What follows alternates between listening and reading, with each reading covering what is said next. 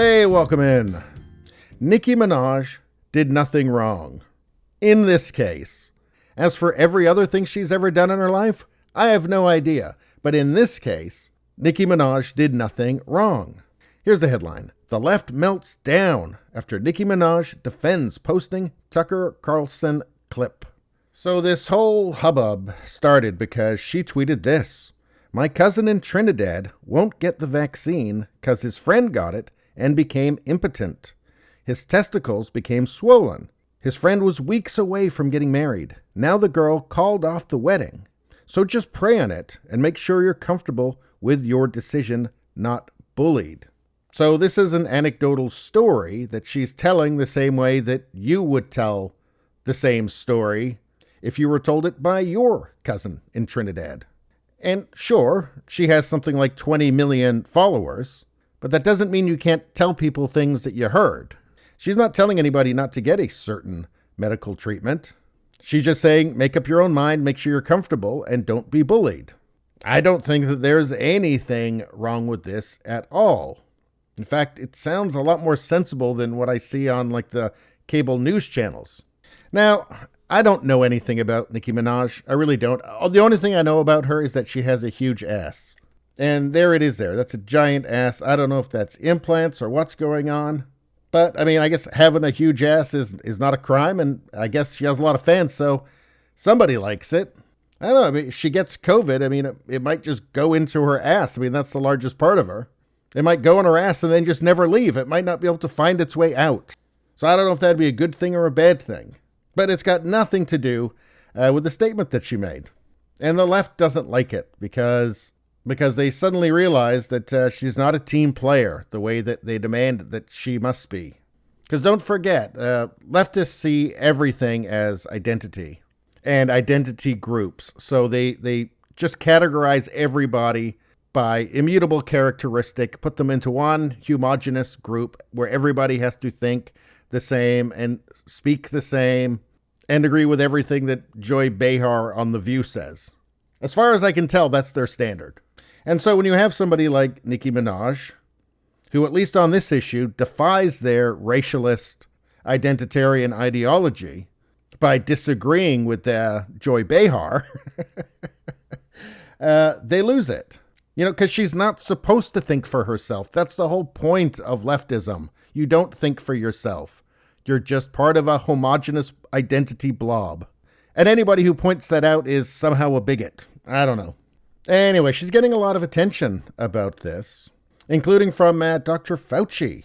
And, you know, Dr. Fauci is not about to tolerate misinformation from anybody other than himself.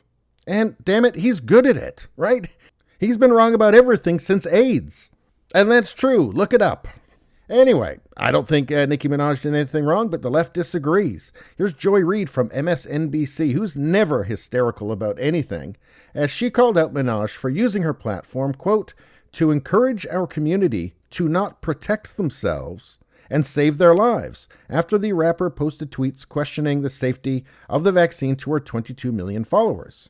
So I don't actually see the encouragement not to get it in this tweet. She's just saying, pray on it, make sure you're comfortable with your decision, and don't be bullied. That is not the same thing as encouraging people not to get it. It's encouraging people to make their own choice one way or the other.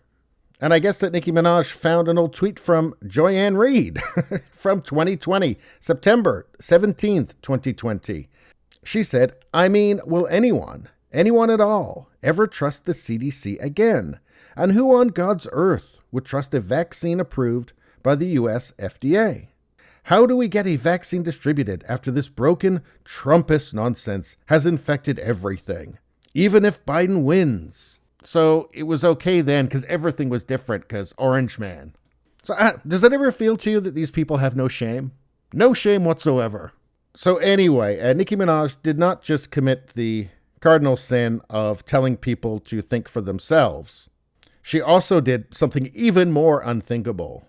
She retweeted Tucker Carlson. Tucker weighed in on Minaj's vaccine hesitancy, suggesting that the rap artist was drawing attention not because of the anecdote or even her apparent vaccine hesitancy, but because she was suggesting that individuals make the decision for themselves rather than feel bullied by politicians, specifically President Joe Biden. Tucker noted that Minaj's statement, quote, "just pray on it and make sure you're comfortable with your decision, not bullied," was likely the trigger, and that media and political leaders felt threatened. Yeah, and they sure don't like it that she stepped out from their definition of what she's supposed to be based on identity, and that she didn't simply parrot what the people who run organizations like CNN and MSNBC and the New York Times and Google and Facebook and Twitter, that she didn't just parrot the things that they want her to parrot. This is a sin. This is a threat. And the other thing, too, which is really insulting, is that, and Joy Reid is very guilty of this, they seem to assume that every one of her 20-odd million followers will just obey her like a marionette, like they're not going to think for themselves. I think that's why they need to warp the message, right? To say that she's telling her people not to get it. She didn't do that. She said, think for yourself. And maybe they'll do that. And if you want a real threat to institutional power, that's how you get it. When people think for themselves. And that's what they really hate. Anyway, that's all I got to say about that. Please subscribe, like, and share. That really helps me out. If you just like to listen, there's the podcast, Radio Baloney. It's on pretty much every platform. If you look for it, you will find it. Thank you very much. I'll see you next time.